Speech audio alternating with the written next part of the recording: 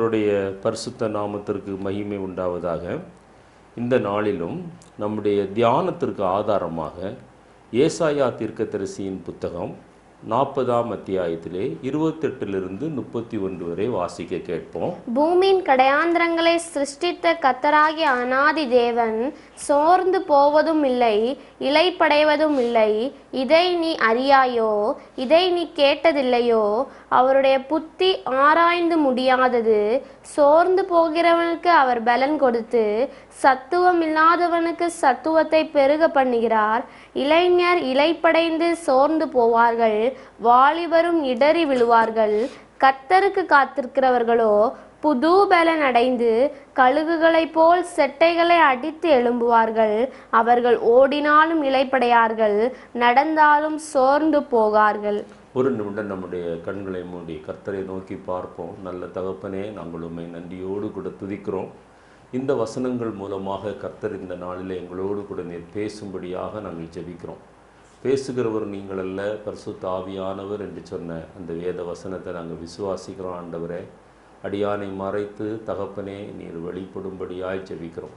நீர் அல்ல ஆண்டவரே, நான் அல்ல, நீரே ஆண்டவரே பேசும்படியாய் மகிமைப்படும்படியாய் ஆண்டவரே உம்முடைய சமூகத்தில் ஒப்பு கொடுத்து ஜெபிக்கிறோம். கர்த்தர் தாமே பேசுங்க ஆண்டவரே, நீர் சொல்லும் அடியேன் கேட்கிறேன் என்று சாமுவேல் சொன்னது போல அப்படிப்பட்ட ஒரு நல்ல கிருபையை எங்களுக்கு தந்து ஆண்டவரே உம்முடைய சத்தத்திற்கு செவி கொடுத்து நாங்கள் ஆண்டவரே உண்மையிலே வளர பலம் கொள்ள எங்களுக்கு நீர் உதவி செய்யும்படியாக நாங்கள் ஜெபிக்கிறோம்.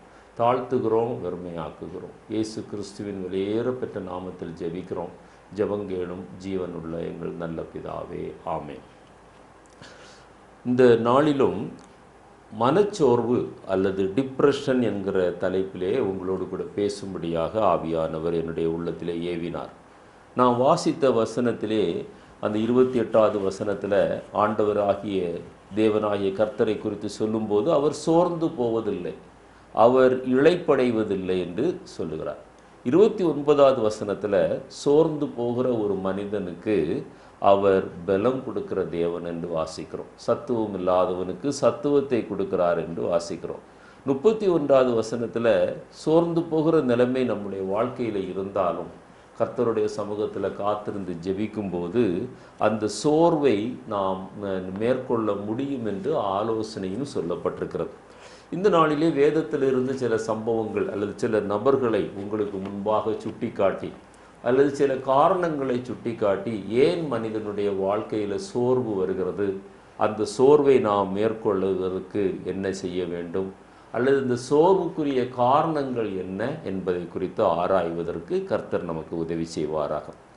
மனச்சோர்வு என்பது சரீரத்தில் ஏற்படுகிற சோர்வை விட மிகவும் ஆபத்தானது. மனச்சோர்வு ஒரு ஆவிக்குரிய வாழ்க்கையை வீழ்ச்சியிலே தள்ளிவிடும். அதோடு மாத்திரமல்ல, நம்முடைய சரீரத்தின் அந்த வல்லமையை அல்லது சத்துவத்தை அல்லது சக்தியை, அதைத்தான் நாம் அந்த வசனத்திலே வாசித்தோம், சத்துவம் இல்லாத நிலைமைக்கு அது கொண்டு சென்று விடும். ஒரு போதகர் மனச்சோர்வோடு கூட ஒரு நாள் அமெரிக்க தேசத்திலே நடந்ததான ஒரு சம்பவம்.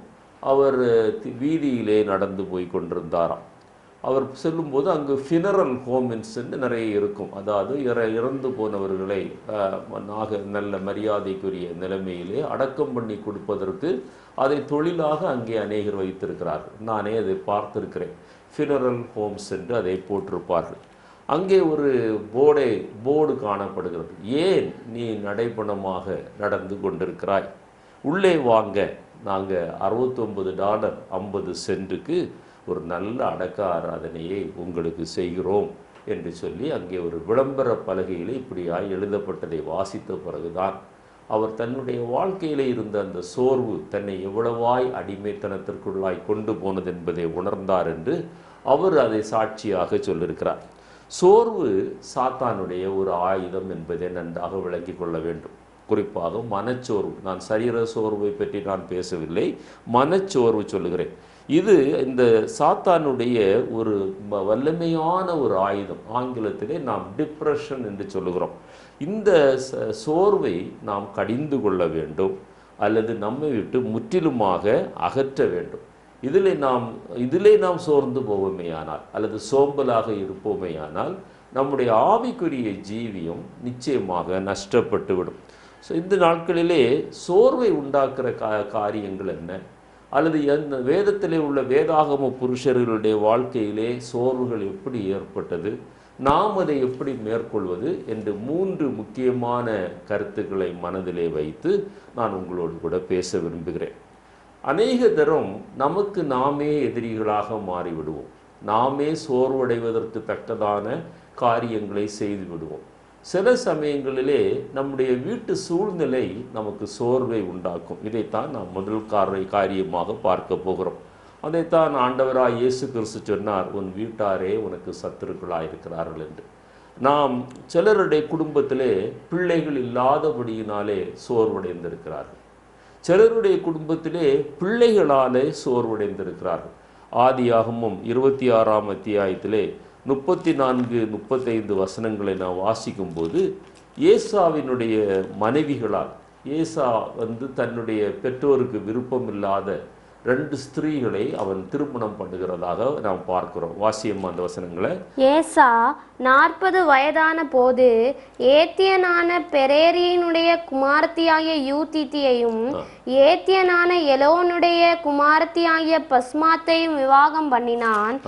அவர்கள் ஈசாக்குக்கும் ரெபெக்காளுக்கும் மனநோவாய் இருந்தார்கள். அவர்கள் மனநோவாக இருந்தார்கள். இங்கே ஈசாக்கு தன்னுடைய பெற்றோர்களுடைய விருப்பத்திற்கு மாறாக, அல்லது பெற்றோர்களுடைய சொல்லை கேட்காமல் ஏத்தியனுடைய 2 குமாரத்திகளை திருமணம் பண்ணி வந்ததும், அந்த திருமணம் பண்ணி வந்த மருமகள்களுடைய நடத்தையினாலும் மாமியார் மாமனாராய் இருக்கிற ரெபெக்காளும் ஈசாக்கும் மனநோவு அடைந்தார்கள் என்றிருக்கிறது. இந்த மனநோவுக்கு ஒரு முக்கியமான காரணம், இது ஏசாவை மாத்திரம் சார்ந்ததல்ல. அந்த பெற்றோர்கள் இருவருமே ஒரு பார்ஷியாலிட்டி காட்டுகிற, அல்லது ஒரு பாரபட்சமாய் நடந்து கொண்ட பெற்றோர்கள் என்பதை வேதம் நமக்கு சுட்டி காட்டுகிறது. ஆதியாகமம் 25-28 நீங்கள் வாசித்து பார்ப்பீர்களேயானால், அங்கே ஈசாக்கு அதிகமாக ஏசாவை நேசிக்கிறதை பார்க்கிறோம். ரெபெக்காள் யாக்கோபை அதிகமாக நேசிக்கிறதை பார்க்கிறோம். ஈசாக்குக்கு என்ன பிரச்சனைனா சாப்பாட்டு பிரச்சனை, போஜன பிரியராக இருக்கிறார். ஏசா மன சஞ்சாரி, வேட்டையாடி கொண்டு வருகிற அந்த பதார்த்தங்கள், அதை வேட்டையாடி கொண்டு வந்த மிருகங்களை சமைத்து கொடுக்குற பதார்த்தங்கள் அவருக்கு வாய்க்கு மிக ருசியாக இருக்கிறது. So this was the only criterion for Isaac to love Esau more. என்னை கேட்டுக்கொண்டிருக்கிற அருமையான தேவனுடைய பிள்ளையே, அப்போது பெற்றோர்கள் பாருங்க, அந்த பிள்ளையுடைய அன்பை மட்டுப்படுத்துகிறார்கள். அந்த பிள்ளை தன்னை விட்டு தூரமாய் விலகி போக அவர்கள் செய்கிறார்கள். அந்த பாரபட்சம் அங்கே காட்டப்படுகிறது. தாய் ஒரு மகனை நேசிக்கிறாள், தந்தை இன்னொரு மகனை நேசிக்கிறார். அது தந்தைக்கு சொல்லப்பட்டிருக்கிற காரணம் பார்த்தீங்கன்னா போஜன பிரியம். இப்படியெல்லாம் நாம் வாசிக்கிறோம். அந்த 27:4 அந்த போஜன பிரியத்தை குறித்து நான் வாசிக்க முடியும். 27:6 அவள், அந்த தாய் என்ன பண்ணுறாங்கன்னா, தகப்பனுடைய ஆசீர்வாதம் தான் நேசிக்கிற மகனுக்கு வர வேண்டும் என்று சொல்லி பொய் சொல்லி பித்தலாட்டம் பண்ணி அந்த ஆசீர்வாதத்தை பெற்றுக்கொண்ட சரித்திரம் உங்களுக்கு தெரியும். எனவே இப்பொழுது பெற்றோர்களுக்கு மனநோவு உண்டாகிறது. இந்த மனநோவுக்கு காரணம் நாமே தானா என்று நம்மை ஆராய்ந்து பார்க்க வேண்டும். அந்த பெற்றோர்கள் அந்த குழந்தைகளை சரியான முறையிலே வளர்த்திருந்திருக்கலாம். 2 பேரும் பாரபட்சமின்றி இருவரும் தங்களுடைய 2 பிள்ளைகளையும் ஒரே மாதிரி நடத்தி இருக்கலாம்.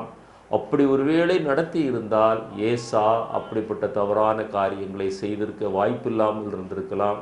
அப்படிப்பட்ட நிலைமையிலே இந்த மனச்சோர்வு வராமலும் இருந்திருக்கலாம். அடுத்ததாக ராகேல் யாக்கோபினுடைய வாழ்க்கையை நீங்கள் எடுத்து பார்த்தாலும், அங்கே ராகேலை அதிகமாக யாக்கோபு நேசிக்கிறார். லேயாளை விட யாக்கோபு நேசிக்கிறார். தகப்பனார் செய்த தவறை, தாய் செய்த தவறை இப்பொழுது யாக்கோபு செய்கிறார். லேயாளுக்கு பிள்ளைகள் பிறந்திருக்கிறது, ராகேலுக்கு பிள்ளைகள் இல்லை. ஆதியாகமம் 30:1 அந்த வசனத்தை வாசியமா. ராகேல் தான் யாக்கோபுக்கு பிள்ளைகளை பெறாததை கண்டு தன் சகோதரியின் மேல் பொறாமை கொண்டு, அந்த மனச்சோர்வு எப்படி உண்டாகிறது? தனக்கு பிள்ளை இல்லை, ஆண்டவரிடத்துல ஜெபிக்க வேண்டும், அப்படி செய்யல அந்த அம்மா. அதற்கு பதிலாக தன்னுடைய சகோதரி மேல் பொறாமை கொண்டு யாக்கோபை நோக்கி, எனக்கு பிள்ளை கொடும், இல்லாவிட்டால் நான் சாகிறேன் என்றார். பாருங்க, 30:6 நீங்க வாசித்து பார்த்தீங்கன்னா, லேயாளை விட அதிகமாக யாக்கோபு ராகேலை நேசித்தார். எனவே சில வேளைகளிலே நாம் செய்ய வேண்டியதை செய்ய தவறும் போது அல்லது செய்யக்கூடாததை நாம் செய்யும் போது நம்முடைய வாழ்க்கையிலே மனச்சோர்வு உண்டாகலாம். நம்மை நாமே இந்த நாளில் நிதானித்து அறிந்தால் அந்த மனச்சோர்வை நம்மை விட்டு அகற்ற முடியும். மூன்றாவது ஒரு குடும்பத்தை குறித்து சொல்லுகிறேன். அந்த அன்னாள் பெனினாள், அந்த குடும்பத்தில் நீங்கள் பார்த்தீங்கன்னா, அங்கே 1 சாமுவேல் 1ஆம் அத்தியாயம் 6வது வசனத்தை நம்ம வாசிக்கும்போது, அவள் துக்கப்படும்படியாக, அன்னாள் துக்கப்படும்படியாக பெனினாள் அவமானப்படுத்துவாள். இங்கேயும் குழந்தை பிரச்சனை, பிறந்ததுனாலேயும் பிரச்சனை, பிறக்காததுனாலேயும் பிரச்சனை. அந்த வசனம் சொல்கிறது, துக்கப்படும்படியாய் விசனப்படுத்துவாள். 1:7 வாசித்தீங்கன்னா மனமடிவாக்குவாள். 1:10 வாசித்தீங்கன்னா இதன் நிமித்தமாக மனச்சோர்வடைந்து அன்னாள் மனங்கசந்து மிகவும் அழுதாள் என்று வேதத்திலே வாசிக்கிறோம். 1:11 அவள் உதடுகள் அசைந்து கொண்டிருக்கிறது, ஜெபித்து கொண்டிருக்கிறாள் தேவ சமூகத்தில். ஏலி அவள் குடித்து வெறித்திருக்கிறாள் என்று தவறாக புரிந்து அவளிடத்திலே கேட்கும்போது, அப்பொழுது அவள் சொல்லுகிற வார்த்தை, அடியாளின் சிறுமை, நான் சிறுமைப்பட்டிருக்கிறேன். 15வது வசனத்தில் சொல்றா, நான் மனக்லேசம் உள்ள ஒரு ஸ்திரீ. பாருங்க, இங்கு குழந்தை இல்லாததுனால அவளுடைய அந்த அந்த அவளுடைய அந்த புருஷனுடைய இன்னொரு மனைவியாகிய பெனினாள் தகாத வார்த்தைகளை சொல்லி திட்டினதுனால அவள் மனங்கசந்து தேவ சமூகத்தில் அழுதாள். தேவன் அவருக்கு ஒரு சாமுவேலை கொடுத்தார், ஒரு பெரிய தீர்க்கதரிசியாய் எழும்ப பண்ணினார். இதுதான் நம்ம செய்ய வேண்டிய தீர்வு. பிள்ளைகளால் பிரச்சனைகள், போராட்டங்கள் வரும்போது தேவ சமூகத்தில் மனங்கசந்து அழுது நாம் ஒப்பு கொடுக்கும்போது குடும்பத்தில் ஏற்படுகிற அப்படிப்பட்ட பிரச்சனைகளை நம்மால் எளிதாக மேற்கொள்ள முடியும். நம்முடைய வாழ்க்கையிலே பல சம்பவங்களிலே நாம் அனுபவித்திருக்கிறோம். அதை சாட்சியாக சொல்வதற்கு இப்பொழுது நேரம் இல்லை. 2வது முக்கியமான காரியம், நம்முடைய வாழ்க்கையில் ஏற்படுகிற தோல்விகள். யோசுவாவின் புத்தகம் 7ஆம் அத்தியாயம் 5-6 வசனங்கள், 276வது பக்கம். யோசுவாவின் புத்தகம் 5-6 வசனம், 7ஆம் அத்தியாயம் 5-6 வசனங்களிடமா வாசி. ஆயின் மனுஷர் அவர்களில் ஏறக்குறைய 36 பேரை வெட்டி போட்டார்கள். பட்டண வாசலின் வெளி துவக்கி செபாரீம் மட்டும் அவர்களை துரத்தி மலை இறக்கத்திலே அவர்களை வெட்டினார்கள். ஜனங்களின் இருதயம் கரைந்து தண்ணீராய் போயிற்று. அப்பொழுது யோசுவா தன் வஸ்திரங்களை கிழித்து கொண்டு அவனும் இஸ்ராயேலின் மூப்பரும் சாயங்காலம் மட்டும் கர்த்தரின் பெட்டிக்கு முன்பாக தரையிலே முகங்குப்புற விழுந்து தங்கள் தலைகளின் மேல் புழுதியை போட்டுக்கொண்டு கிடந்தார்கள். யோசுவா, கர்த்தராகிய ஆண்டவரே, எங்களை அழிக்கும்படி எமோரியர் கைகளில் ஒப்பு கொடுப்பதற்காகவா தேவரீர் இந்த ஜனத்தை யோர்தானை கடக்க பண்ணினீர்? நாங்கள் யோர்தானுக்கு அப்புறத்தில் மன திருப்தியாக இருந்து விட்டோமானால் நலமாயிருக்கும். பாருங்க, இது ஒரு சின்ன பட்டணம். அந்த இஸ்ரவேல் ஜனங்களை யோசுவா வழிநடத்தி கொண்டு வருகிறார். அந்த செங்கடலை கடந்து, மோசையின் மூலமாக செங்கடலை கடந்து வந்தார்கள். வருகிற தேசங்களை எல்லாம் அவர்கள் கட்டி கொண்டார்கள் என்று வேதத்திலே வாசிக்கிறோம். ஆனால் இந்த என்கிற சிறிய பட்டணத்தில் அவங்க தோற்று போகிறாங்க. தோற்று போன உடனே அவங்களுடைய வேதம் சொல்கிறது, அவங்களுடைய இருதயம் கரைந்து போயிற்று. அடுத்தது யோசுவாவுடைய வார்த்தையை பாருங்க, நீர் எங்களை அழிக்கவா கொண்டு வந்தீர். காரணத்தை அவங்க அலசி பார்க்கல. அந்த தோல்விக்கு காரணம் என்னது தெரியல. அதில் அது என்ன காரணம் என்று ஆண்டவரிடத்தில் கேட்கல. அந்த கரெக்ட் அப்ரோச் என்னவா இருந்திருக்கணும்? தேவ சமூகத்தில் விழுந்து கிடந்து, ஆண்டவரே இதற்கு தோல்விக்கு காரணம் என்ன என்று கேட்டிருக்கணும். அல்லது பட்டணத்திற்கு மேலே யுத்தத்திற்கு போவதற்கு முன்பாக கேட்டிருந்திருக்கணும். 2 காரியங்களும் செய்யலை. 36 பேர் கொலை செய்யப்பட்டார்கள். இப்பொழுது இருதயம் கரைந்து போயிட்டு தேவனை குற்றப்படுத்துகிற ஒரு பரிதாபமான நிலைமைக்குள்ளாக கடந்து வந்திருக்கிறார்கள். என்னை கேட்டுக்கொண்டிருக்கிற அருமையான தேவனுடைய பிள்ளைகளே, நம்முடைய வாழ்க்கையில் ஏற்படுகிற தோல்விகளுக்கு சில நேரம் நாமே காரணமாக இருப்போம், சில நேரம் சூழ்நிலைகள் காரணமாக இருக்கும். கர்த்தர் ஒருபோதும் நம்முடைய தோல்விகளுக்கு அவர் காரணமாக இருக்க மாட்டார். தோல்விகளை அனுமதிப்பார் நம்மை சுத்திகரிப்பதற்காக. நம்முடைய வாழ்க்கையில் ஏற்படுகிற தோல்விகள் சில வேளைகளில் நம்முடைய வாழ்க்கையினுடைய வெற்றியினுடைய ஏணிப்படிகளாக ஆண்டவர் மாற்றுவார். என்னுடைய வாழ்க்கையில் எத்தனையோ சாட்சிகளை நான் சொல்ல முடியும். ஆபிரகாம் லிங்கன் என்கிற ஒரு பெரிய ஜனாதிபதியை, அமெரிக்க ஜனாதிபதியை பற்றி கேள்விப்பட்டிருப்பீர்கள். அமெரிக்க தேசத்தில் அடிமை, அந்த அடிமை என்கிற அடிமைத்தனத்தை ஒழித்தவர் அவர்தான். அது வரைக்கும் அவங்க மற்றவங்களை அடிமைகளாக சந்தைகளில் ஆடு மாடுகளை வாங்குவது போல வாங்கி வைத்திருந்தார்கள். இவர்தான் அதை ஒழித்தவர். அவருடைய சரித்திரத்தில் சில சம்பவங்களை மாத்திரம் சுட்டி காட்டுகிறேன். முதல்ல வியாபாரம் செய்கிறாரு. சாதாரண ஒரு செருப்பு தேய்க்கிற தொழிலாளியுடைய மகன். வியாபாரத்தில் தோல்வி. 1831 1832 தேர்தலில் நிற்கிறாரு. சாதாரண அந்த கவுண்டி தேர்தலில் நிற்கிறாரு. தோற்று போகிறார். திரும்பவும் அரசியலை விட்டு வியாபாரத்துக்கு வருகிறார். 33 திரும்பவும் தோல்வி பெறுகிறார். 34 திரும்பவும் தேர்தலுக்கு போகிறார். தேர்தலில் வெற்றி அடைகிறார். ஆனால் மனைவி அந்த நேரத்தில் இறந்து போகிறாங்க. அவர் மனநிலை பாதிக்கப்பட்டவராய் அதற்கு பின்பு திரும்பவும் 7 முறைகள் பிஸ்னஸ்லையும் எலெக்ஷன்லையும் தோல்வி மேலே தோல்வி கண்டு மனச்சோர்வடைந்த ஒரு மனிதனாய் காணப்படுகிறார். ஆண்டவரை தேடுகிறார். 1860 அமெரிக்காவின் சிறந்த ஒரு ஜனாதிபதியாய் மாறுகிறார். நம்முடைய உணவில் இனிப்பும் வேணும், கசப்பும் வேணும். இனிப்பு அது வெற்றியை காட்டுகிறது, கசப்பு அது தோல்வியை காட்டுகிறது. எப்பொழுதுமே கசப்பாக சாப்பிட்டு கொண்டிருந்தா நமக்கு அது ரசிக்காது. எப்பொழுதுமே இனிப்பாய் சாப்பிட்டு கொண்டிருந்தாலும் ரசிக்காது. கசப்பான உணவுகள் இடையிடையே சாப்பிடும்போது தான் அந்த இனிப்பான உணவு, அந்த வெற்றியை நாம் ருசிக்க முடியும். எனவே தோல்விகளை கண்டு நாம் ஒரு நாளும் நாம் டிசப்பாயின்மெண்ட் ஆகக்கூடாது.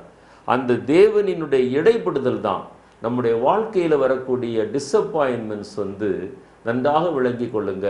அது கர்த்தருடைய அப்பாயின்மெண்ட்ஸாக மாறும். கர்த்தர் இடைப்படுகிற நேரங்களாய் மாறும். யோசுவாவுடைய வாழ்க்கையில், இஸ்ரவேலருடைய வாழ்க்கையில் தோல்விக்கு காரணம் என்ன? அவர்கள் ஜெயித்து கொண்டே வந்தார்கள். அந்த நேரத்தில் அவர்கள் கர்த்தரை மறந்து விட்டார்கள். கர்த்தரிடத்தில் விசாரிக்க மறந்து விட்டார்கள். அதற்கு முன்பு எரிகோ அழிக்கப்படுகிறது.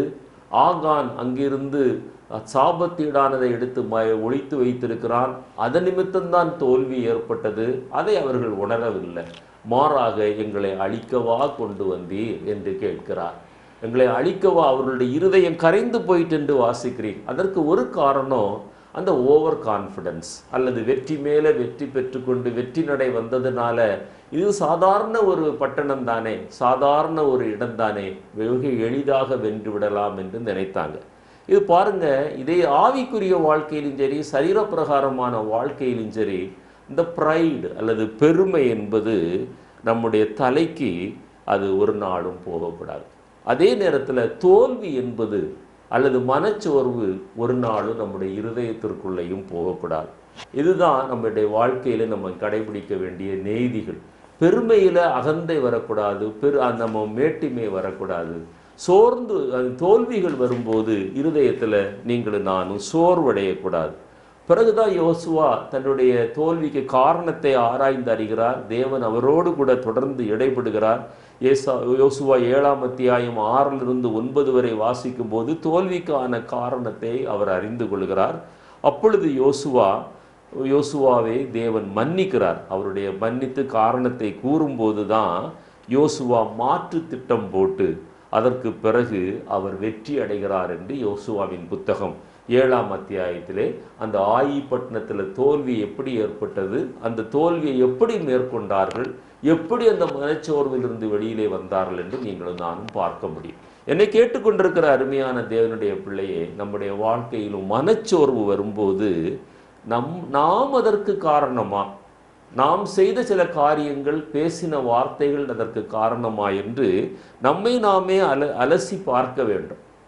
சில நேரங்களில் அந்த ப்ரைடு அலசி பார்க்க விடாது, அது தலைக்கு ஏறி இருக்கும். அப்போ என்ன செய்யணும்? கர்த்தருடைய சமூகத்தில் சாஷ்டாங்கமாய் விழுந்து கிடக்கணும். ஆண்டவரே, ஏன் ஆண்டவரே, ஏன் ஆண்டவரே, இந்த தோல்வி ஏற்பட்டது, இந்த மனச்சோர்வு எனக்கு வந்து என்று சொல்லும்போது நிச்சயமாகவே கர்த்தர் வெளிப்படுத்துவார். யுக்தியை மாற்ற வேண்டும், ஜெயத்தை நாம் பெற்றுக்கொள்ள வேண்டும்.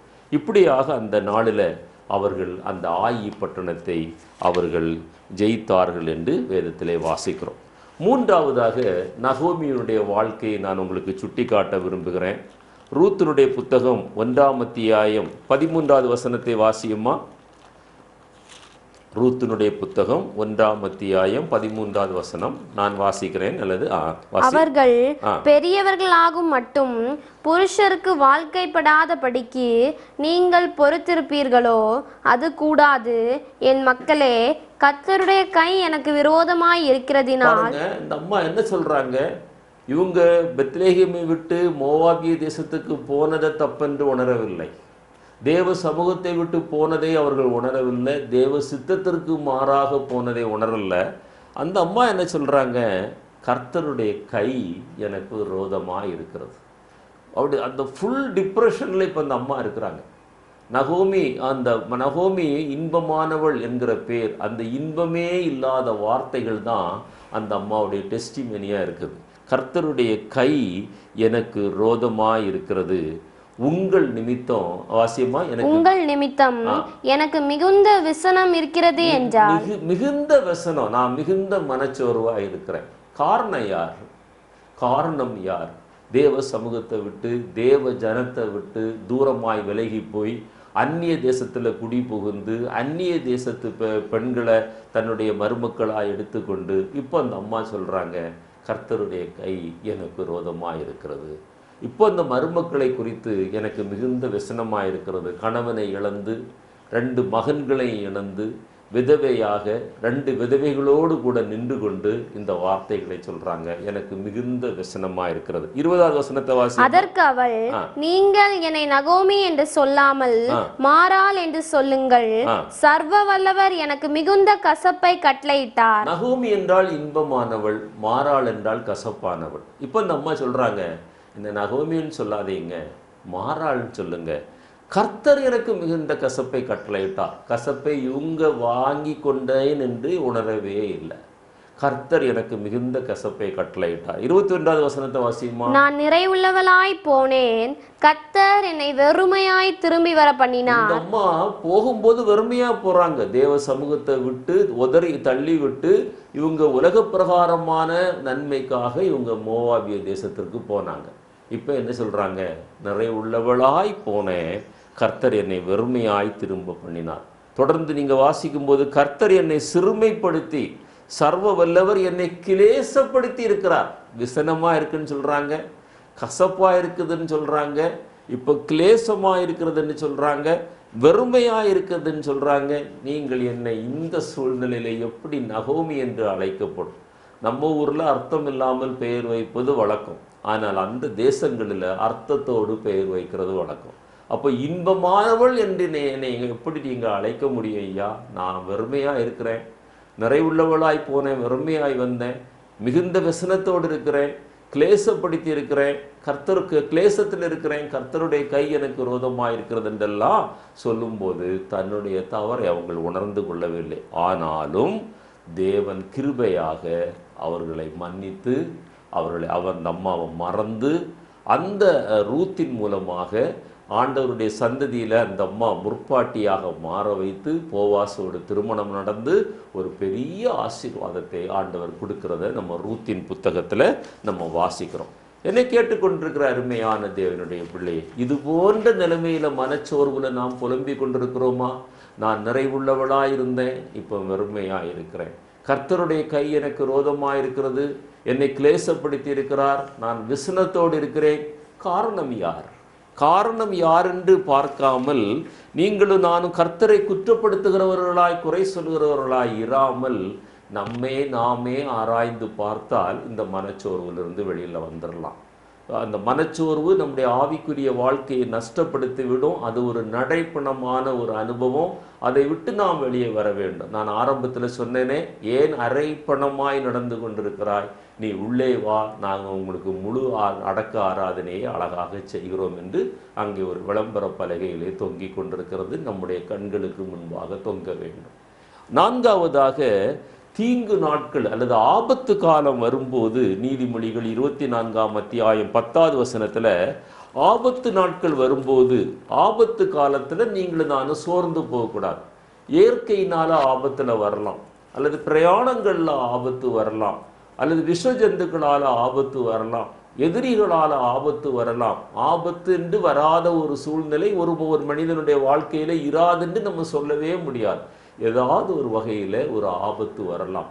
அந்த ஆபத்து வரும்போது கூட நாம் மனம் சோர்ந்து போகக்கூடாது என்று ஆவியானவர் சொல்கிறார். அந்த நீதிமொழிகள் 24:10 வாசியமா? ஆபத்து காலத்தில் நீ சோர்ந்து போவாயானால் உன் பலன் குறுகினது.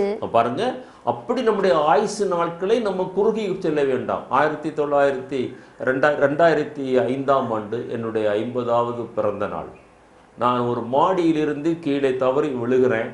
என்னுடைய தலை கீழே வந்து அடித்து 3 தடவை என்னுடைய வஸ்திரங்களை மாற்றும் அளவுக்கு இரத்தம், அந்த 2 பெரிய காயங்கள். ஆனாலும் அந்த நேரத்திலும் சோர்ந்து போகல. ஐ எம் ஆல் ரைட் என்று என்னை சுற்றி மறித்து விடுவாரோ என்றிருந்த எல்லாரிடத்திலும் சொல்லும்படியாக கர்த்தர் எனக்கு கிருபை கொடுத்தார். எந்த சூழ்நிலையிலும் கர்த்தருக்குள் நான் மனரமியமாக இருக்க கற்றுக்கொண்டேன் என்று சொன்ன பவுலை போல ஆபத்து காலத்திலும் சோர்ந்து போகக்கூடாது.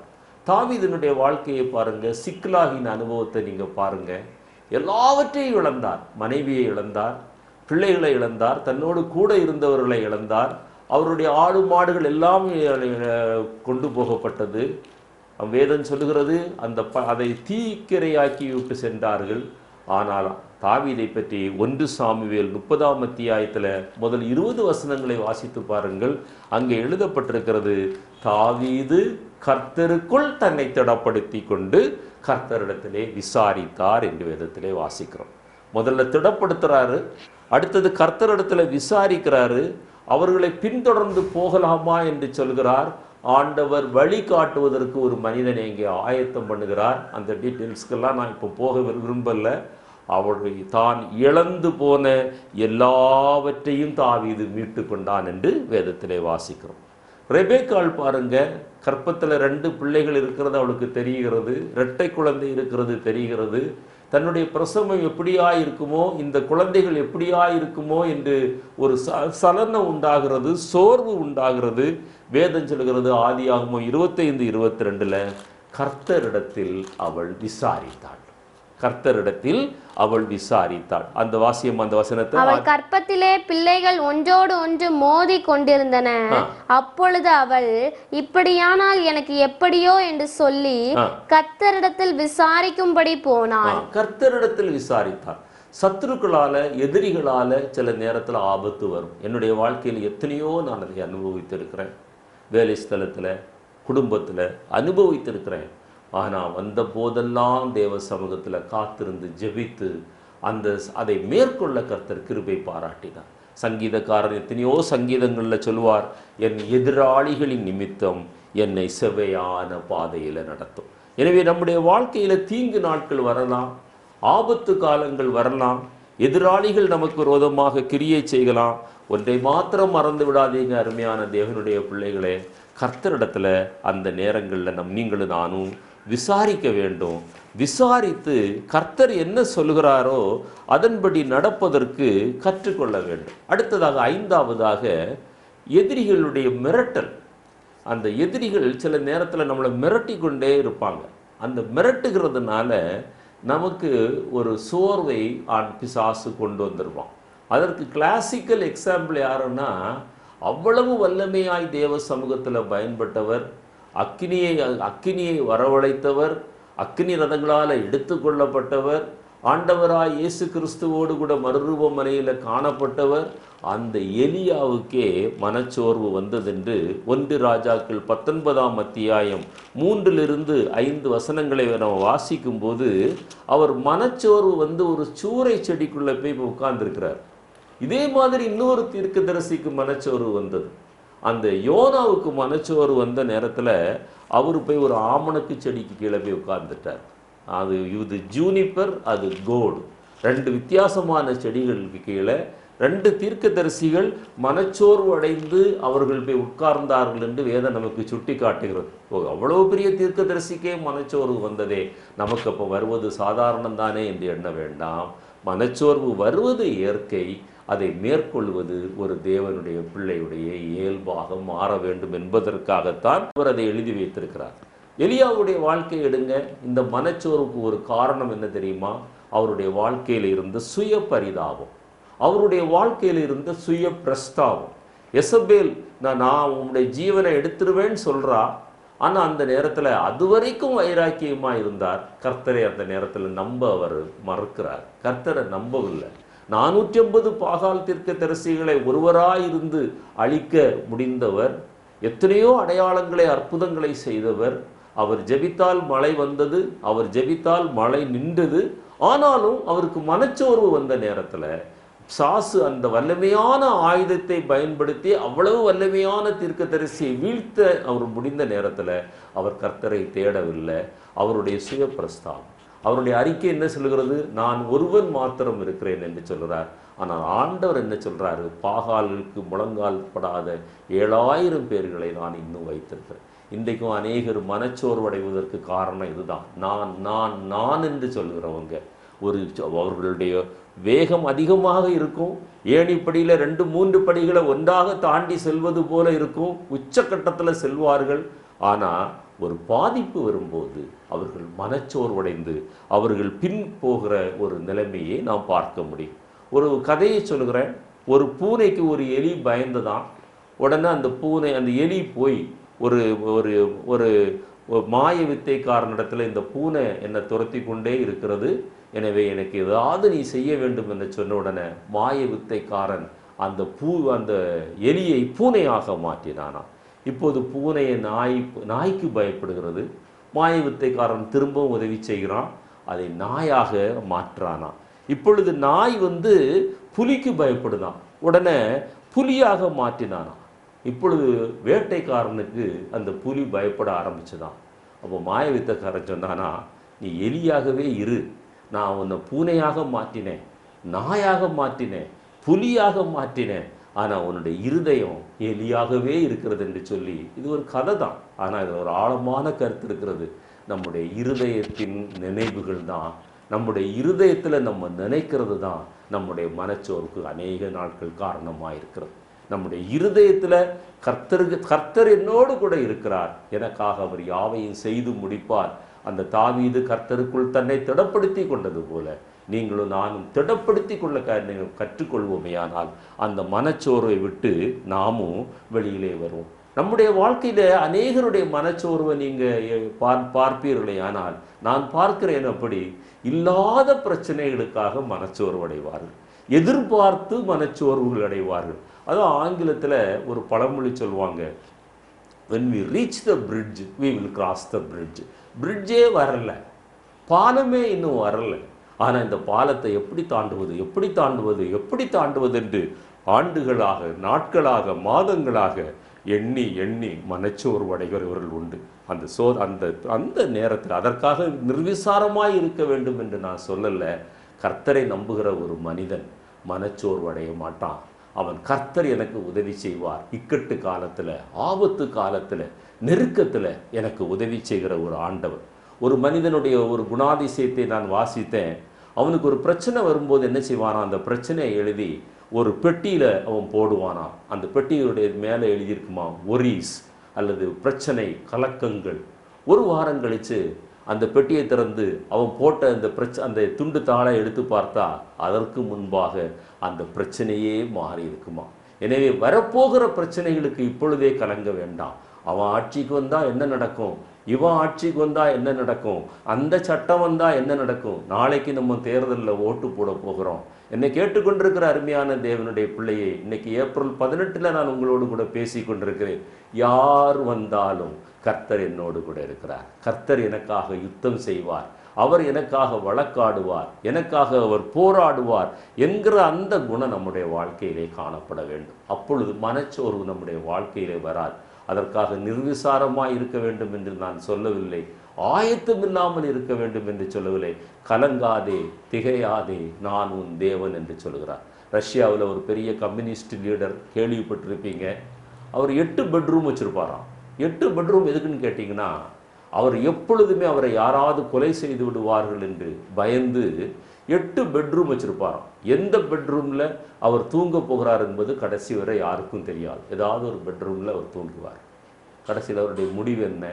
தானே அவர் தற்கொலை செய்து கொண்டார். என்னை கேட்டுக்கொண்டிருக்கிற அருமையான தேவனுடைய பிள்ளையே, வீணான கலக்கம் வேண்டாம், வீணான மனச்சோர்வு வேண்டாம். நீதிமொழிகள் 29:25 வாசிக்க கேட்போம். நீதிமொழிகள் 29:25. மனுஷனுக்கு பயப்படும் பயம் கண்ணியை வருவிக்கும், கர்த்தரை நம்புகிறவனோ உயர்ந்த அடைக்கலத்திலே வைக்கப்படுவான். உயர்ந்த அடைக்கலத்தில் வைக்கப்படுவான். கலங்க வேண்டாம், திகைக்க வேண்டாம். இந்த வியாதி என்ன செய்யும், இந்த சூழ்நிலை என்ன செய்யும், என்ன செய்தாலும் உன்னோடு கூட கர்த்தர் இருக்கிறார். அதை நீங்க விசுவாசித்தால் போதும், கலக்க வேண்டிய அவசியம் இல்லை. 25ஆம் சங்கீதத்துல முதல் வசனத்தை வாசியமா. 25ஆம் சங்கீதத்துல கர்த்தாவே, உம்மிடத்தில் என் ஆத்துமாவை உயர்த்துகிறேன். பாருங்க, உம்மிடத்தில் என் ஆத்துமாவை உயர்த்துகிறேன். அந்த ஒரு அனுபவம் இருக்கிற ஒரு மனிதனுடைய வாழ்க்கையில சோர்வு வருவதே இல்லை. சோர்வு வருவதே இல்லை. வந்தாலும் அதை மேற்கொள்கிற கிருபையை ஆண்டவர் கொடுக்கிறார். அதான் ஏசாயா 26ஆம் அத்தியாயம் 3வது வசனம் சொல்கிறது, அவரை உறுதியாய் பற்றி கொண்ட மனதை உடையவன் அவரையே நம்பி இருக்கிறபடியினால் அவனை பூர்ண சமாதானத்தோடு கூட காத்துக்கொள்வீர். அப்போ பூர்ண சமாதானம் நம்முடைய இருதயத்தில் இருந்தால் அங்கே மனச்சோர்வு வராது. there is no space for depression if there is a peace of God is dwelling in your heart. என்னை கேட்டுக்கொண்டிருக்கிற தேவனுடைய பிள்ளை, 6வதாக வியாதிகளில், இழப்புகளில், நஷ்டங்களில் சோர்ந்து போகிறோமா? யோபுனுடைய வாழ்க்கையை எடுத்து பாருங்க. யோபுனுடைய அங்கலாய்ப்பை நீங்கள் இந்த 3ஆம் அத்தியாயம் 1வது வசனத்திலிருந்து 26வது வசனம் வரை நீங்கள் வாஸ்து பார்த்தீங்கன்னா தெரியும். அங்கலாய்க்கிறார். நான் அப்படி இருந்தேன், இப்படி இருந்தேன், எனக்கு இன்னைக்கு இவ்வளவாய் நான் வேதனைப்படுகிறேன். இருந்ததெல்லாம் உண்மைதான், அவருடைய வேதனை உண்மைதான், அவர் அங்கலாய்க்கிறது உண்மைதான், நான் இல்லை என்று சொல்லவில்லை. அதே போல வேதனைகள் நம்முடைய வாழ்க்கையில் வருமேயானால் எபிரேயர் 12:5 நாம் இப்பொழுது வாசிக்க கேட்போம். எபிரேயர் 12:5 வாசிக்க கேட்போம். எபிரேயர் 12. அன்றியும் என் மகனே, கர்த்தருடைய சிற்சையை அற்பமாக எண்ணாதே. கர்த்தருடைய சிற்சையை அற்பமாக எண்ணாதே. அவரால் கடிந்து கொள்ளப்படும் போது சோர்ந்து போகாதே. பாருங்க, அந்த 2020 அந்த ஜூலை மாதம் ஒரு கொரோனா வேகமாக பரவி கொண்டிருந்த நேரத்தில் நானும் பாதிக்கப்பட்டேன். என் கண்கள் பார்வையை இழந்தன. கண்கள் பார்க்கிற பொருளெல்லாம் வித்தியாசமாக இருந்தது. சாப்பிட முடியல, குடிக்க முடியல, தூங்க முடியல, யூரின் ரெட் கலரில் போகுது. கடைசியாக ஆண்டவரிடத்தில் ஒன்றை சொன்னேன், ஆண்டவரே, இதுதான் என்னுடைய வாழ்க்கையினுடைய ஓட்டத்தின் கடைசின்னா நான் என்னை எடுத்துரும். ஆனால் நான் வாழணும்னு சொல்லியிருந்தால் நான் துதிப்பதற்கும் ஜெபிப்பதற்கும் என்னுடைய வாயை திறந்தருளும் என்று சொல்லி நான் மிகவும் சிரமப்பட்டு சொன்ன நேரத்தில் ஆண்டவர் ஒரு கிருபையை எனக்கு கட்டளையிட்டார். அப்பொழுது என் உள்ளத்தின் ஆழத்தில் இருந்து யோபு தன்னுடைய நண்பர்களுடைய சிறையிருப்புக்காக ஜெபித்த போது கர்த்தர் அவனுடைய சிறையிருப்பை மாற்றினார் என்று பாருங்கள். அந்த மற்றவர்களுக்காக நம்ம ஜெபிக்கும் போது நம்முடைய வாழ்க்கையில் சோர்வு வராது, நம்முடைய வாழ்க்கையில் டிப்ரெஷன் வராது. என்னை சூழ்ந்து எல்லாரும் நின்று கொண்டிருந்தார்கள். பிறகு சொன்னாங்க, என்னுடைய கண்களெல்லாம் கூட சொருகி விட்டது என்று சொன்னாங்க. அந்த சூழ்நிலையிலும் நம்ம சோர்ந்து போகாமல் கர்த்தரை நோக்கி பார்ப்போமேயானால் இழப்புகள் வரலாம், நஷ்டங்கள் வரலாம், தோல்விகள் வரலாம், மரணத்திற்கு ஏதுவான வியாதிகள் வரலாம். கர்த்தரை நோக்கி பாருங்க, கர்த்தரை கூப்பிடுங்க. கர்த்தர் உங்களுடைய வாழ்க்கையில நீங்க நிச்சயமாக உதவி செய்வார். அநேக நேரத்தில் அது ஒரு சிட்சையாக இருக்கலாம், நம்மை பரிசுத்தப்படுத்துகிற நேரமாக இருக்கலாம், சுத்திகரிக்கிற நேரமாக இருக்கலாம். ரோமருக்கு எழுந்த நிருபம் 8ஆம் அத்தியாயம் 18வது வசனத்தில் நீங்கள் வாஸ்து பார்த்தீங்கன்னா, இன்றைக்கு வரக்கூடிய இந்த சிட்சைகள் எல்லாம் நிரந்தரமற்றவைகள், நிரந்தரமான கிருபை நமக்கு ஆண்டவரிடத்திலிருந்து உண்டு. அந்த வசனத்தை வாசிக்க ஆதலால் இக்காலத்து பாடுகள் இனி நம்மிடத்தில் வெளிப்படும் மகிமைக்கு ஒப்பிடத்தக்கவைகள் அல்லவென்று எண்ணுகிறேன். பாருங்க, இது இனி நம்மளை புடமிட்டு நம்மளை சுத்திகரித்து பரிசுத்தப்படுத்தி, ஏசாயா 48:10 வாசிக்கிறோம், உபத்திரவத்தின் குகையிலே நான் உன்னை புடமிட்டேன். ஆண்டவர் என்னோடு கூட பேசினதான ஒரு வசனம். தனி அந்த வசனத்தை அப்படியே பிரைட்டாக பெரிய லெட்டர்ஸில் காட்டி ஒரு நாள் ஆண்டவர் என்னோடு கூட இடைப்பட்டார். உபத்திரவத்தின் குகையிலே நான் உன்னை போடமாட்டேன். உபத்திரவங்கள், பாடுகள், வியாதிகள், தோல்விகள் வரும்போது நீங்கள் சோர்ந்து போகாதீங்க. 7வது, பிறருடைய வார்த்தைகளினால நம்ம சோர்ந்து போகிறோமா? அதற்கு கிளாசிக் எக்ஸாம்பிள் என்ன தெரியுமா? அந்த சனகரிப்பு, ரப்சாக்கே. நான் ஏசாயா 37ஆம் அத்தியாயம் 1-4 வசனங்களை நீங்கள் வாஸ்து பார்த்தீங்கன்னா, அந்த ரப்சாக்கே நிந்திக்கிறான்னா அந்த எசேக்கியாவுடைய மூத்திரத்தோடையும் மலத்தையும் சாப்பிடவா நீங்கள் போறீங்கன்னு கேட்டு அந்த அளவுக்கு யூத ஜனங்களை நிந்திக்கிறான். எந்த தெய்வம் உங்களை காப்பாற்றும்னு நிந்திக்கிறான். சொல்லாத வார்த்தைகளே இல்லை.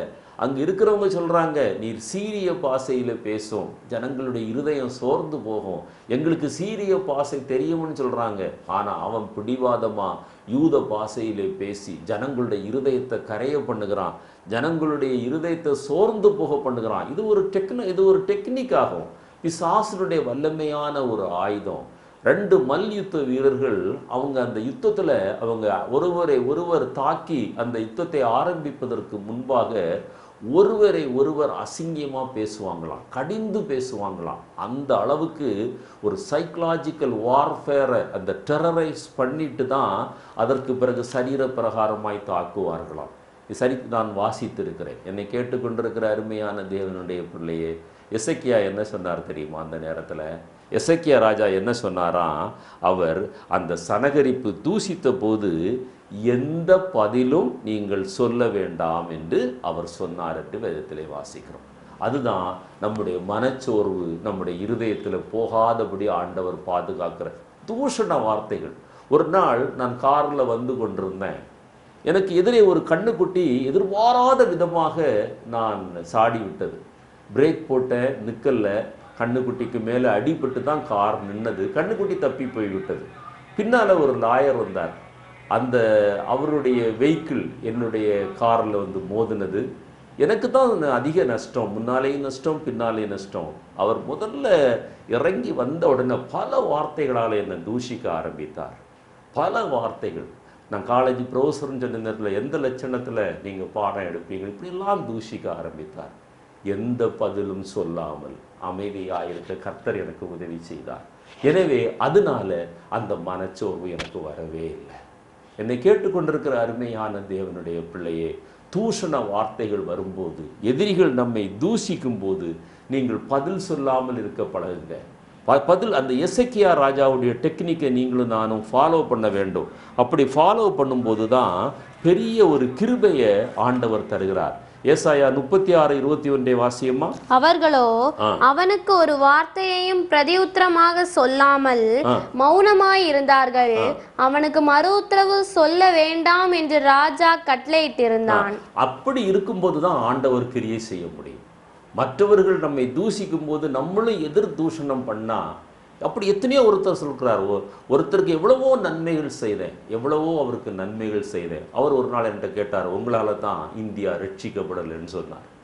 ஆனாலும் மௌனமாக இருக்க கர்த்தர் உதவி செய்தார். அப்பொழுது தான் கர்த்தர் கிரியை செய்வதற்கு நம்ம அனுமதிக்கிறோம். ஏசாயா 37ஆம் அத்தியாயம் 6-7 வசனங்களை வாசிங்கம்மா. அப்பொழுது ஏசாயா அவர்களை நோக்கி, அசீரியா ராஜாவின் ஊழியக்காரர் என்னை தூஷித்ததும் நீர் கேட்டதுமான வார்த்தைகளினாலே சொல்றாரு. அந்த தூஷித்ததை போய் யார்கிட்ட சொல்றாரு? கர்த்தரிடத்துல போய் சொல்றாரு. ஆனா அசீரியா ராஜா தூஷித்த போது, சனகரிப்பு தூஷித்த போது, ரப்சாக்கை தூஷித்த போது பதில் சொல்லாமல் இருந்தவர் இப்பொழுது தேவனிடத்துல சொல்றாரு, அவன் என்ன தூஷிச்சான்லப்பா, நீர் கேட்டுட்டு இருந்தீர்களப்பா, நீர் இப்பொழுது எனக்காக கிரியை செய்யும் என்று சொன்ன போதுதான் தேவன் அவர்களுக்காக யுத்தம் செய்ய ஆரம்பித்தார். ஒரு தூதனை அனுப்பி அசிரியருடைய பாளையத்துல 1,85,000 பேரை சங்கரித்தார் என்று வேதத்துல வாசிக்கிறோம். 37:4 வாசியமா. 37:4 ஜீவனுள்ள தேவனை நிந்திக்கும்படி அசீரியா ராஜாவாகிய தன் ஆண்டவனால் அனுப்பப்பட்ட ரப்சாக்கே சொன்ன வார்த்தைகளை உமது தேவனாகிய கர்த்தர் கேட்டிருக்கிறார். உமது தேவனாகிய கர்த்தர் கேட்டிருக்கிற வார்த்தைகளின் நிமித்தம் தண்டனை செய்வார். ஆகையால் இன்னும் மீதியாய் இருக்கிறவர்களுக்காக விண்ணப்பம் செய்வீராக என்று எசேக்கியா சொல்ல சொன்னார் என்றார்கள். இதுதான் நம்முடைய ஸ்ட்ராட்டஜி. மற்றவர்கள் நம்மை தூஷிக்கும் போது, அபாண்டமான பழிகளை சுமத்தும் போது, நிந்தைகளை சுமத்தும் போது, என்னுடைய வாழ்க்கையில் நான் பல காலகட்டங்களிலே இதை நான் அனுபவித்திருக்கிறேன். மௌனமாயிருக்க ஆண்டவர் எனக்கு கற்றுக் கொடுத்தார். கர்த்தர் எனக்காக கிரியை செய்தார், எனக்காக யுத்தம் செய்தார், தூஷித்த நாவுகள் வெட்கப்படும்படியாக செய்தார். அடுத்ததாக நெகேமியா அலங்கத்தை கட்டும்போது அங்கேயும் அவர் தூஷிக்கப்படுகிறார், அங்கேயும் அவர் நிந்திக்கப்படுகிறார். மனச்சோர்வை உண்டாக்குகிற வார்த்தைகள் அங்கே வருகிறது. நெகேமியா 4ஆம் அத்தியாயம் 2-3 வசனங்களை வாசியமா? நெகேமியா 4:2-3 வசனங்களை வாசி. அந்த அற்பமான யூதர் செய்கிறது என்ன? அவர்களுக்கு இடம் கொடுக்கப்படுமோ? பலியிடுவார்களோ? ஒரு நாளிலே முடித்து போடுவார்களோ? சுட்டரித்து போடப்பட்டு மண்மேடுகளான கற்களுக்கு உயிர் கொடுப்பார்களோ என்று தன் சகோதரருக்கும் சமாரியாவின் சேனைக்கு முன்பாக சொன்னான். அவ்வளவு தூசிக்கிறான். ஒரு நரி ஏறி போனா கூட இந்த மதில் விழிஞ்சிரும், இது மண்மேடாய் போயிடும், இவன் கட்டிடுவானோ, இவனால் செய்ய முடியுமோ, மன தளர பண்ணுகிற அனுபவம், நெகேமியாவை தளர பண்ணுகிற அனுபவம். ஆனால் இந்த வேதத்தில் இந்த பகுதியை நீங்கள் வாஸ்து பார்த்தீங்கன்னா நெகேமியா தளரவே இல்லை, மனம் தளரவே இல்லை. நான் சொல்கிறேன் 2 ஸ்ட்ராட்டஜி. மற்றவங்க நம்மை தூஷிக்கும் போது ஜஸ்ட் இக்னோர், கண்டுகொள்ளாமல் விட்டுருங்க. ஆண்டவருடைய சமூகத்தில் அவர்களை ஒப்பு கொடுங்க. இருதயத்தில் ஒரு நாளை எடுத்துக்கொள்ளக்கூடாது. நம்முடைய அலுவலில் நீங்களும் நானும் விலகவும் கூடாது. எந்த காரியத்தை செய்யும் போது தூஷிக்கிறார்களோ அந்த காரியத்தை செய்வதில் நீங்களும் நானும் முனைப்பாக இருக்க வேண்டும். இதில் 3வது ஒரு நபர் தாவீது நான் சுட்டி காட்ட விரும்புகிறேன். தாவீது பாருங்க, அப்சலோமுக்கு பயந்து அவர் கால்நடையாய் அவர் வெளியில் போகிறார். அப்பொழுது சிமேயு அந்த தாவீதை தூஷிக்கிறான், செத்த நாயேங்கிறான், கல்லை எடுத்து வீசுறான், மண்ணை எடுத்து வீசுறான், நீ இரத்த பிரியனே என்கிறான், எவ்வளவோ தூசிக்கிறான். இஸ்ரவேலின் ராஜா, சமஸ்த இஸ்ரவேலின் ராஜா, கூட பலசாலிகள் எத்தனை பேர் இருக்கிறாங்க. கேட்குறாங்க, அந்த செத்த நாயை ஒரே வெட்டாக வெட்டி விட வேண்டுமா என்று கேட்கிறாங்க. தாவீது பதில் சொல்கிறார். 2 சாமுவேல் 16ஆம் அத்தியாயத்தில், 2 சாமுவேல் 19ஆம் அத்தியாயத்தில் இதெல்லாம் நீங்கள் வாசிக்க முடியும். பார்த்தீங்கன்னா சாமுவேல் சொல்கிறாரு, தாவீது சொல்கிறாரு, கர்த்தர் அனுமதித்திருக்கிறார், அவன் என்னை தூஷிக்கும்படியாக சொல்லி அவனை கொலை செய்யவே விடலை. 2 அக்கேஷன்லையும் கேட்குறாங்க. தூஷிக்கிறாரு. தாவீதுடைய இருதயம் கரையவில்லை, நொந்து போகவில்லை, அவர் தளரவில்லை, அவனை பழிவாங்கவில்லை, கொலை செய்யவில்லை. அதே நேரத்தில் தன்னை தூஷித்த சிமேயை அவர் மன்னித்து அவனை சந்தோஷமாக ஏற்றுக்கொள்கிறார். இந்த அனுபவம் நம்முடைய வாழ்க்கையில் கடந்து வருமையானால் மனச்சோர்வு ஒரு நாள் நம்மிடத்தில் வராது. நம்முடைய விரோதிகளை மன்னிக்கிற ஒரு குணம், அவர்கள் மேலே இரக்கம் பாராட்டுகிற ஒரு அனுபவம் நம்முடைய மனச்சோர்வை நம்மை விட்டு அகலும். மனம் தளர வேண்டாம், சோர்ந்து போக வேண்டாம். வேதம் சொல்கிறது தேவன் நம்மோடு கூட இருக்கிறார். ஏசாயா தீர்க்கதரிசியின் புத்தகம் 41ஆம் அத்தியாயம் 10-12 வசனங்களை வாசியமா. இந்த வசனங்கள் எப்பொழுது நம்முடைய இருதயத்தில் ஒலித்து கொண்டே இருக்கட்டும். சோர்வு நமக்கு வராது. ஆண்டவர் நமக்கு ஒரு வெற்றி உள்ள ஒரு வாழ்க்கையை தருவார். வாசியமா. நீ பயப்படாதே, நான் உன்னுடனே இருக்கிறேன், திகையாதே, நான் உன் தேவன், நான் உன்னை பலப்படுத்தி உனக்கு சகாயம் பண்ணுவேன், என் நீதியின் வலது கரத்தினால் உன்னை தாங்குவேன். இதோ உன்மேல் எரிச்சலாய் இருக்கிற யாவரும் வெட்கி லட்சையடைவார்கள், உன்னோடே வழக்காடுகிறவர்கள் நாசமாகி ஒன்றுமில்லாமற் போவார்கள், உன்னோடே போராடினவர்களை தேடியும் காணாதிருப்பாய், உன்னோடே யுத்தம் பண்ணின மனுஷர் ஒன்றுமில்லாமல் இல் பொருள் ஆவார்கள். உன் தேவனாகிய கர்த்தராகிய நான் உன் வலது கையை பிடித்து பயப்படாதே, நான் உனக்கு துணை நிற்கிறேன் என்று சொல்லுகிறேன். யாக்கோபு என்னும் பூச்சியே, இஸ்ரவேலின் சிறு கூட்டமே, பயப்படாதே, நான் உனக்கு துணை நிற்கிறேன் என்று கர்த்தரும் இஸ்ரவேலின் பரிசுத்தருமாகிய உன் மீட்பர் உரைக்கிறார். இதோ போரடிக்கிறதற்கு நான் உன்னை புதிதும் கூர்மையுமான பற்களுள்ள யந்திரமாக்குகிறேன், நீ மலைகளை மிதித்து. பாருங்க, தொடர்ந்து வாசித்து கொண்டே போங்க. ஆண்டவர் சொல்றாரு, நான் உன்னோடு கூட இருக்கிறேன், நீ பயப்படாத, சோர்ந்து போகாத என்று ஆண்டவருடைய சத்தம் நம்முடைய காதுகளில் தொனித்து கொண்டே இருக்க வேண்டும். கடைசியாக 8வதாக, அநேகருடைய வாழ்க்கையில் சோர்வு எப்படி வருதுன்னா, தேவ சித்தத்திற்கு மாறாக போகும்போது சோர்ந்து போகிறாங்க. அதுதான் யோனாவுடைய வாழ்க்கையில் நடந்தது. ஆண்டவர் நினிவேக்கு போக சொன்னார், தர்சீஸுக்கு போகிறான். கப்பலில் கப்பல் பிரயாணத்தில் பெரும் புயல் கொந்தளிப்பு வருகிறது. காரணம் தான் என்று சொல்லுகிறான். தூக்கி கடலில் போடுறாங்க. ஆண்டவர் ஒரு மீனை கட்டளையிட்டு அதை விழுங்கும்படி சொல்லி அவனை கரையில் கக்க வைக்கிறாரு. அதற்கு பிறகு போய் நினிவேயில் பிரசங்கம் பண்ணுறான். ஆண்டவருக்கு கீழ்ப்படுகிறான். அவன் என்ன நினைக்கிறான்? ஆண்டவர் அந்த நினிவேயை அழிக்க வேண்டும் என்று நினைக்கிறார், அழிப்பார் என்று நினைக்கிறார். ஆனால் ஆண்டவர் வலது கைக்கும் இடது கைக்கும் வித்தியாசம் தெரியாத 1,20,000 ஜனங்கள் மேலே ஆண்டவர் இரக்கம் பாராட்டுகிறார். நினிவே ஜனங்கள் அழிக்கப்படவில்லை, அவங்க ரட்சிக்கப்பட அந்த நாட்களில் பாதுகாக்கப்படுறாங்க. இவருக்கு மனச்சோர்வு வருகிறது. தான் எதிர்பார்த்ததை அங்கு நடக்கவில்லை என்பதனால சூறை செடிக்கு கீழே போய் மனச்சோர்வோடு உட்கார்ந்துருக்கிறார். போதும் ஆண்டவரே, என்னுடைய ஜீவனை எடுத்துக்கொள்ளும் என்று சொல்லுகிறார். பாருங்க, அங்கே ஒரு ஆமணக்கு செடியை ஆண்டவர் தோன்ற பண்ணி நிழலை கட்டளையிடுகிறார். சந்தோஷமா இருக்கிறாரு. அடுத்தால ஒரு கேட்டர்பில்லர் வருகிறது, அந்த சூறை செடி முழுவதையும் அழித்து போடுகிறது. திரும்பவும் சோர்வடைகிறார். அப்போ தேவ சித்தத்திற்கு மாறாக யோனாவுடைய காரியங்கள் காணப்பட்டபடியினாலே தொடர்ந்து மனச்சோர்வுக்குள்ளாய் ஆகிறார். ஆண்டவர் கேட்கிறாரு, நீ நடாததும் நீ தண்ணீர் விடாததுமான ஒரு சூறை செடிக்காக இவ்வளவு வேதனைப்படுறையப்பா. அந்த வலது கைக்கும் இடது கைக்கும் வித்தியாசம் தெரியாத 1,20,000 ஜனங்கள் மேலே நான் இரக்கமாக இருக்க மாட்டேனா என்று கேட்டு அவர் தேவ சித்தத்தை விட்டு விலகினதுனால அவருக்கு மனச்சோறு வந்தது என்று கூறுகிறார். அப்படிப்பட்ட நாட்கள் இந்த சம்பவங்கள், அப்படிப்பட்ட அனுபவங்கள் நம்முடைய வாழ்க்கையில் இருக்குமே. ஆனால் கர்த்தர் நம்மோடு கூட பேசுகிறார். இந்த மனச்சோர்வுகள் எல்லாம் நம்மை விட்டு அகற்றுவோம், கர்த்தரை நோக்கி பார்ப்போம். அவரை நோக்கி பார்த்த முகங்கள் பிரகாசம் அடைந்தன, அவைகள் ஒருபோது வெட்கப்பட்டு போனதில்லை. இந்த செய்தி உங்களுக்கு ஆசீர்வாதமாக இருந்தால் நீங்கள் மற்றவர்களுக்கு அறிமுகப்படுத்துங்கள். கர்த்தர் தாமே உங்களுக்கு மனச்சோர்வு வராதபடி பாதுகாக்க அந்த தேவ கிருபையை தருவாராக. உங்களுக்காக நாங்கள் ஜெபிக்கிறோம். நீங்களும் எங்களுக்காக தொடர்ந்து ஜெபியுங்கள். கர்த்தர் நம் அனைவரையும் ஆசீர்வதிப்பாராக. ஆம்.